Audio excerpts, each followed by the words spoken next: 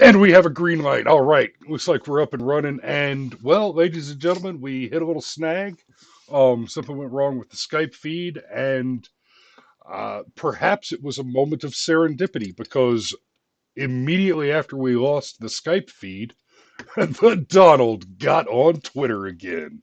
Oh, and how handy. This is kind of what we were about to talk about anyway.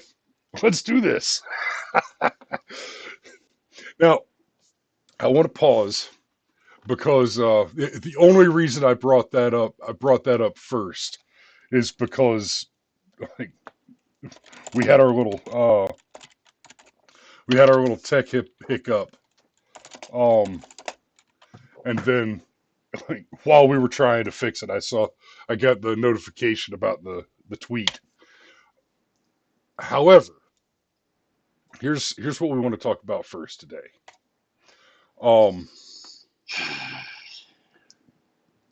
this is heartbreaking. It really is, and Rush. I mean, okay, something like this. I think the first thing to say is it's important to talk about this correctly. Rush Limbaugh announced that he has advanced lung cancer.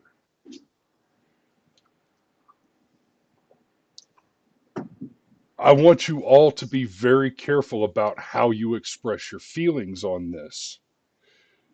Um, we're going to see a lot of hate. We're going to see a lot of lefties celebrating it. They're going to be thrilled that Rush Limbaugh is suffering and in pain. Um, and that he will die sooner rather than later. That's the kind of rhetoric you're going to hear from them. And from conservatives, from many of us, you're going to hear our sympathies, our support, um, our regret that such a tragedy has occurred. Good God, Lamentations. you, and hopefully you'll hear that Cameron has invested in some WD-40. Um, but it's important not to talk about him having having revealed the extent of his disease. He's not dead yet. We're not mourning Rush Limbaugh. Okay, be very careful about that. He's not dead yet. Yes, it's a tragedy. It's heartbreaking that he's sick. Um, but be very careful as you express your sympathies and lamentations. He's not dead yet. Yeah, and just let me just pile on real quick. Um, yeah, this is sad. Yes, he is sick. Um, but as Chris points out, he's not dead yet. And he is stupendously rich. So if there is some $10 million experimental procedure out there that he can try, well, frankly, he can just pull out his checkbook, write the check for $10 million, and And try buy the your experimental lungs. procedure. Yeah, and let's be serious, okay? Lung cancer, especially advanced lung cancer, your recovery rates from that are not good. This is pretty terrifying, and I guess part of what needs to be pointed out is directly or indirectly, we all take a certain degree of inspiration from Rush.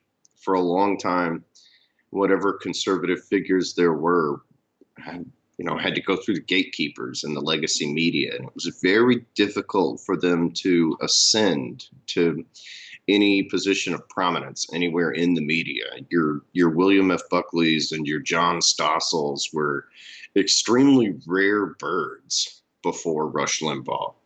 And then the brilliance of what Rush did is, the compromise that was reached when he was allowed to have his own show and do whatever he wanted on the show was okay, fine. Your show idea is a dead show idea. So we're going to stick you on AM radio, a dead radio format. And Rush turned the entire thing around. The reason why news talk radio as we know it even exists is because of Rush Limbaugh. And I would even say that there is a second generation of YouTubers like Steven Crowder that exist the way that they do because of Rush Limbaugh. Not to say that the internet would not have spawned independent, conservative, libertarian type of comment. It would have. But the way we understand all of it, bucking the trend, calling the news media fake or liars, that all started with Rush. Like the modern era of conservative commentary was born from him. And I am, I don't mind admitting that I'm actually pretty sad about this. Don't always agree with Rush's take on things, but that's kind of part of being a conservative. You think for yourself. And it just, I'm sad about it. Because, buddy, he's going to have something to talk about on his show today. I'm kind of flattered that we're going to get ahead of him. I feel like there's this other really big thing that happened yesterday. Like, we actually had a plan for the show this morning, and not one, but two events completely disrupted that.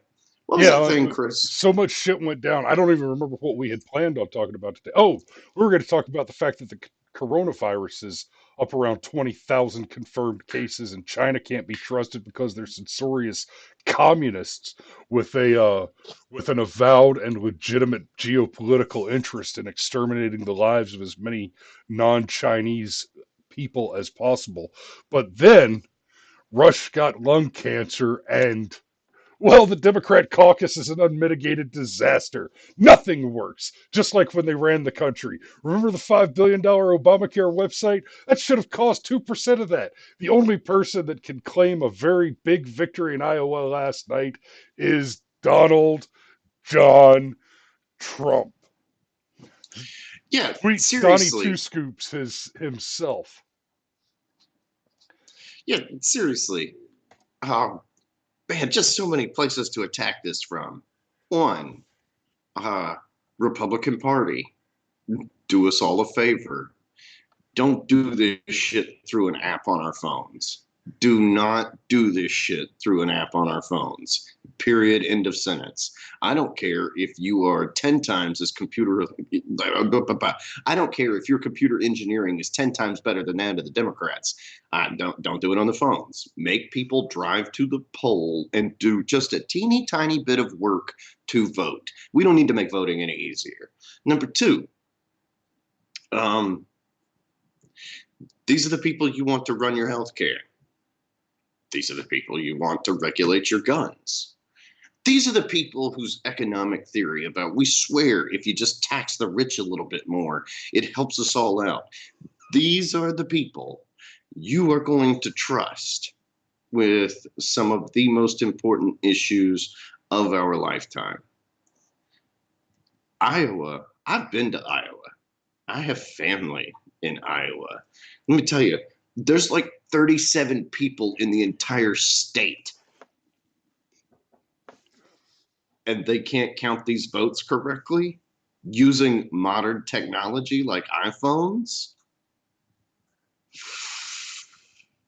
Man, I don't know. I don't know. That makes me want to swap out my Trump hat for tinfoil because I'll tell you what I think, Chris.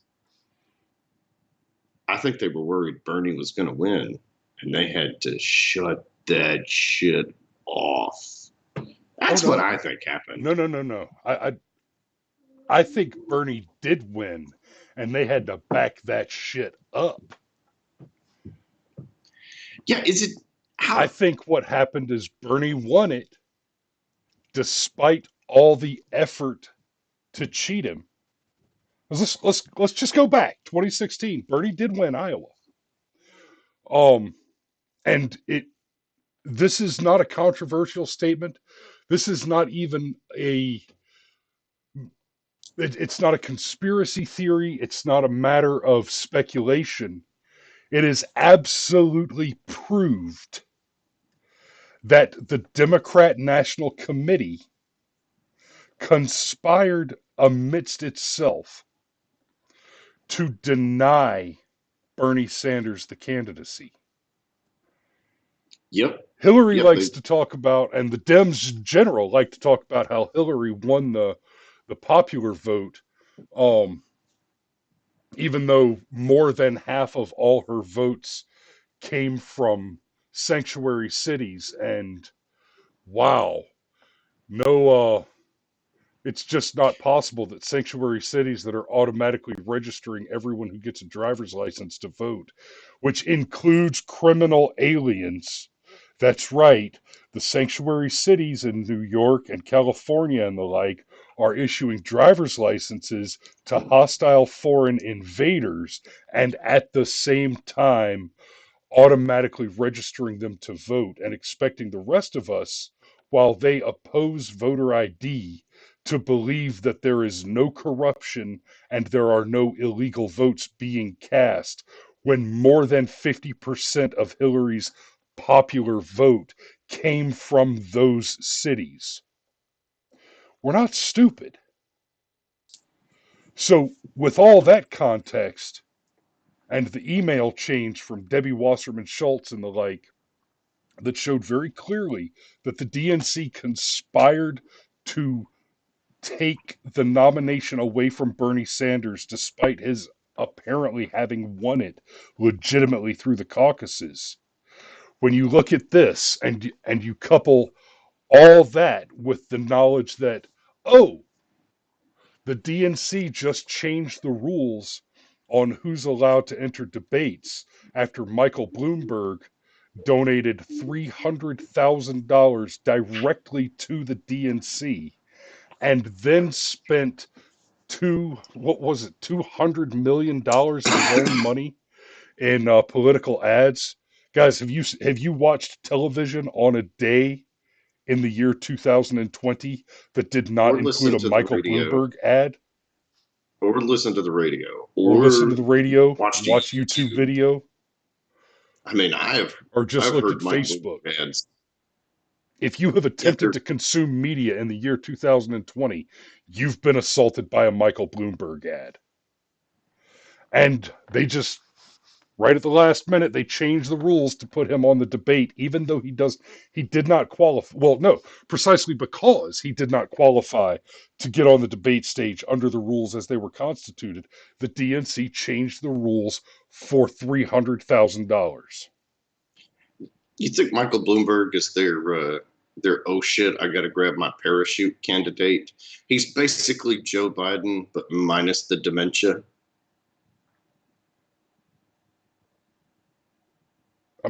Minus the dementia. I mean, we're talking about Okay, Doomberg here. minus the Different dementia, patently perhaps. minus the patently obvious dementia. Bloomberg can at least put an entire paragraph together without choking on his dentures. he can put a he can put a whole paragraph together without riding a child off on his hairy-legged cockroach. Man, Corn Pop was a bad dude. Corn They used to Pop bang was a their razor bad blades. dude. Yeah, but seriously, what we're suggesting is um, that something happened, most likely with Bernie, and because the DNC is not afraid to tilt the table one way or another, they said, "Nope, can't have this, can't have it." And this isn't a screenshot, by the way. All this, you see the 0% zero reporting, 41 delegates in Iowa. I'll refresh the page. This not a screenshot. This is current. Okay, this is a thing that happened yesterday, and they're reporting Yeah, and nothing. yeah, and I've joked about Iowa only having like 37 people. It wouldn't be that hard to go talk to them. Um, but Iowa is mostly flat or low rolling hills, and it is corn as far as the eye can see. Um, like, seriously, it just wouldn't be that hard for a few dozen DNC operatives, even if they all had to hop in their cars and drive to different precincts and manually collect the totals from the delegates and phone them back in. Now, It is entirely possible that this is sheer incompetence. I can see that from the Democrats, especially this current crop of Democrats that really sincerely believe my feels and my social justice is more important than facts. But gosh, it just kind of stinks. I mean, okay, so they rigged the election in 2016. They tried to undo the general election of 2016 with their whole soft coup with my Russia, my Russia, my Russia. Oh, wait a minute, left turn, my Ukraine, my Ukraine, my Ukraine. And now this is arguably the watershed moment for them. This is when a candidate starts to come forward. We know who it's going to be. Donald Trump versus who? Who? And now we have no idea. Yeah, I gotta say that's suspicious. I wish I didn't think it was suspicious. I really do. God, I think it's suspicious. So here's the scary thing. There's only one way Trump doesn't win in a landslide when the general comes around. One way. Ladies and gentlemen, his victory is not guaranteed. You cannot let yourself buy into the belief that there's no way for the Democrats to win, and therefore you don't need to go vote. That's the Achilles heel in the Trump campaign currently. It is so patently clear that the only probable result of the upcoming general election is a second term for Donald Trump, that the Achilles tendon we are working with is the concern that too many of us will think, meh, he's got this, he doesn't need me. Well, it's only going to take a few thousand people saying, I've got better things to do, to hand this country to any one of these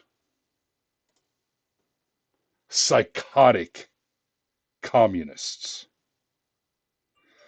But, okay, there's not a good person on here.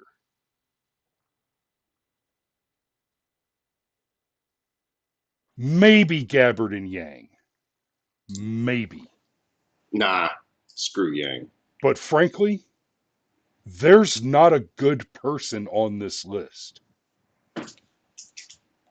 There is not a single decent human being among these people.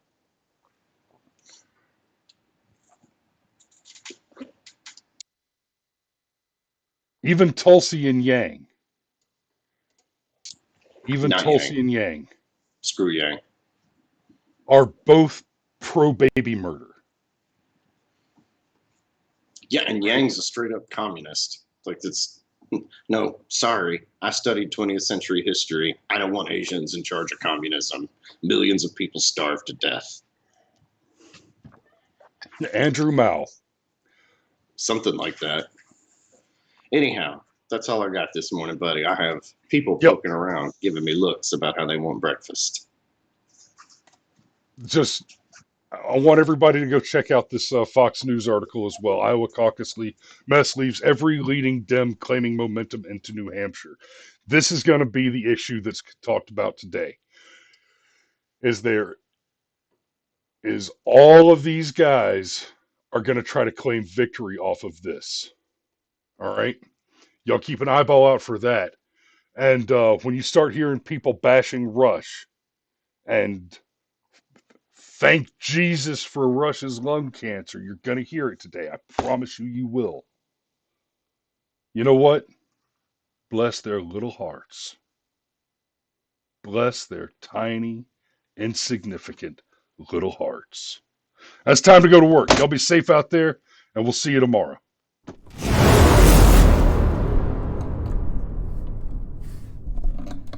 I'll see you later, brother.